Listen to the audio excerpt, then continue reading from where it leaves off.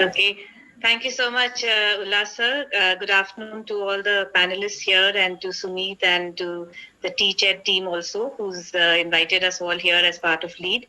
It's wonderful to be here and a very, very apt situation we are discussing and a problem, I won't call it problem, but a challenge that is ahead of us. And I'd like to say that, the first thing that comes to my mind when I talk as a principal or as a teacher is that during these past months of the lockdown, of staying away from school, what even Sumit brought out as his second factor of the schooling, that is the peer and social interaction, that is going to be a challenge because see, children are going to come back to us with a lot of psychological issues. It could be because a child has seen at home a parent losing a job, a child is and at times children are observing all these things, and as you mentioned, we are all being from tier 2 cities. Here the parents are not that aware that we should discuss this with children. So at times the child is just a silent observer and has no idea as to how to process it in his or her mind. So there are going to be a lot of those psychological issues with which children will come back to class. And the other thing is going to be that and every level is going to be different. Pre-primary teachers will have to deal with children who have these issues. They have been told at home that stay away, wear a mask, social distancing, and here they see a friend after 6 months and all they really feel like doing is going and probably hugging that friend.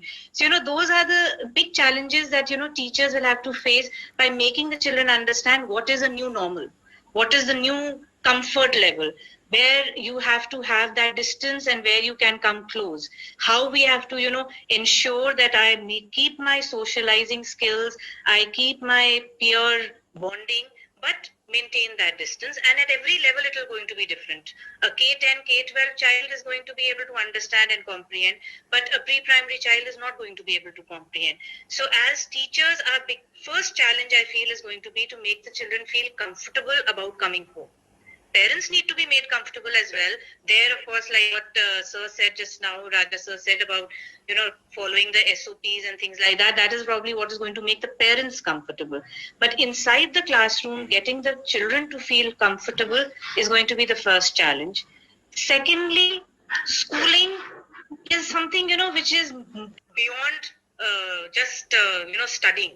It is sports, it is music, it is, having competitions, having celebrations, and those things have come to a standstill.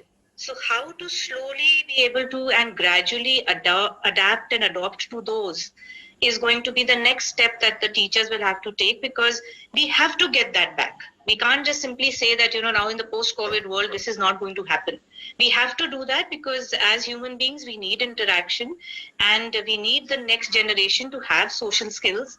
They have to have, the ability to interact with other people. Otherwise, it's going to be a very, unforeseeable sort of a future human world otherwise. Now, but for all of this, the last thing that I would say as a principal or as a person in the management, that the challenge that we will have is there comes the most important thing, and that is going to be the quality of our teachers. The teachers will need to be now trained for something which is different. Now, it is not just going to be a blackboard teaching. They will have to be psychologists at some point. They will have to be good organizers at one point. They will have to be creative enough to be able to make the children, still have a competition without having any kind of too much of closeness. And they will still be scrutinized by the parents, because like what was discussed also earlier, that now the teacher has come under a lot of scrutiny by the parents. Now the parent knows exactly what's going on.